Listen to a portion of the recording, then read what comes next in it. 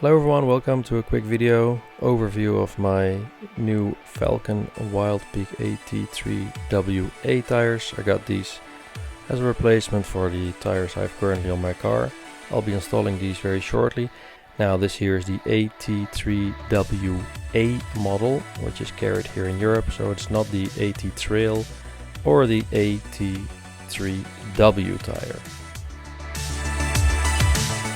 Now these carry the 3 peak mountain snow rating and the M+S rating, which is what I was looking for. These particular tires made in Thailand. They have raised lettering, the Falken Wildpeak on one side and a more shallow lettering on the other side, as you can see here in this picture. Here's a side-by-side comparison of the two, so you can mount them as you wish on your car, depending on your preferences.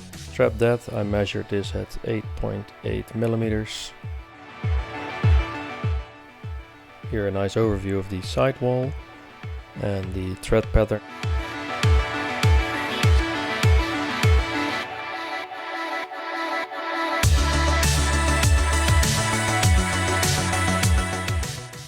Now the size of the tires for my car is 235/60/18, which turns out to be a 29.1 inch height.